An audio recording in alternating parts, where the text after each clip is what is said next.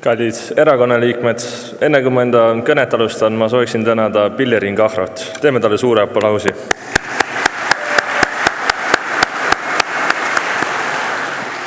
Sest just temal oli usku minusse.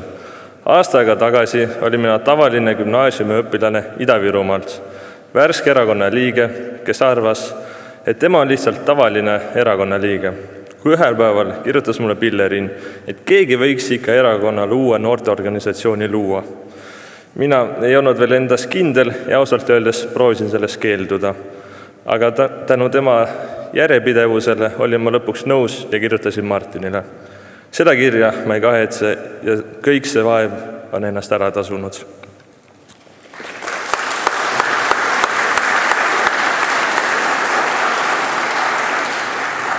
See, et meie erakonnas nähakse ka värsketes noortes liikmetes potentsiaali ja osatakse hinnata nende väärtust, näitab, et meil ei ole tegu mingi vanurite erakonnaga. See on etteheide, mida on mulle päris palju etteheidetud, kui ma olen hakanud meie erakonnast rääkima. Aga olles ise selle imelise, kokkuhoidva, suure ja 10 000-lise perekonna liige, julgen uhkelt öelda, et see ei vasta tõele.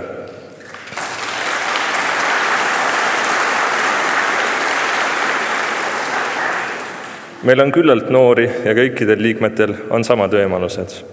Aga miks liberaalid arvavad, et meil on vähe konservatiivseid noori erakonnas ja üleüldse ühiskonnas? Aga sellepärast, et meie ei räuska nagu meie vastased. Väga hea näide selle kohta on 2026. aasta Tõrviku rongkäik.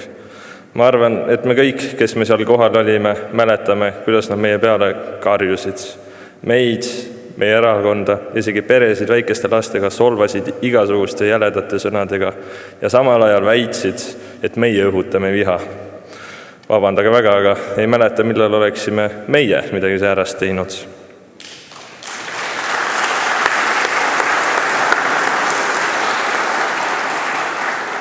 Aga nagu räägitakse, on noore meie tulevik. Küsimus ei ole ainult selles, milline on meie tulevik, vaid ka selles, kas meil jätkub julgust seda kaitsta. Juba mitte väga kauges tulevikus, järgmise aasta märtsikuisel Riigikogu valimistel on meil kõigil ülesanne otsustada, kumma tee meie Eesti valib. Kas jätkatakse vanal Reformierakonna ja Eesti 200 äärmusliberaalsel teel või on juba aeg ja saata nemad ja terve nende toiduahel riigijuhtimisest pingile lootusega, et need enam kunagi valitsusse ei lasta.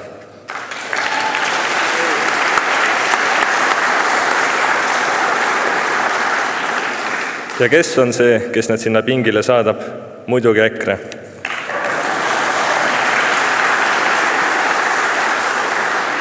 Sest meie erakond teab, kuidas riiki juhtida. Kui meid sõimatakse populistideks, siis vabandage väga, aga see ei vasta tõele. Asju, mida meie erakond enne valimisi lubas, siis need ka valitsuste saades hakati täide viima. Sest kelle initsiatiivil ja pealekäimisel langetati kütuseaktsiisi, elektriaktsiisi ja gaasiaktsiisi, muidugi EKRE.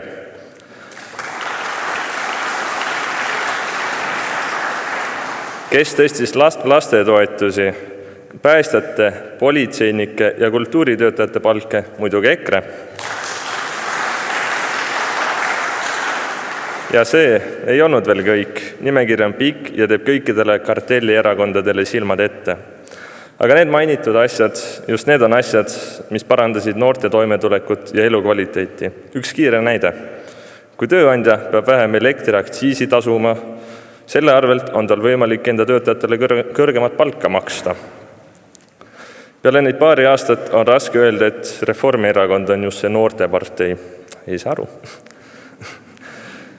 Kuidas EKRE osalusega valitsus sõimati, kui koroona ajal taheti laenu võtta ja nagu hiljem välja tuli, see laen päästis Eesti majanduse, millest sai terve ühiskond kasu.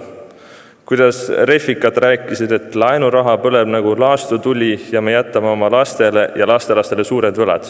Aga nüüd on umbes 5 aastat möödunud, kui aparatuur sooritas riigipöörde ja Reformierakond upitati taas võimule ja võlad, mida on meil noortel, meie lastel ja lastelastel vaja maksta, 2-kordistunud ja need numbrid kasvavad veelgi. Nii et meil kõigil on sisuliselt 2 valikut. Kas riik, mis hoolib rohkem võõrastest immigrantidest ja Brüsselist, või riik, kus tegelikult on esikohal Eesti pered ja Eesti noored? Kas ebanormaalsus või EKRE? Ja õige vastus on muidugi õige. Suur aitäh teile ja Eesti eest!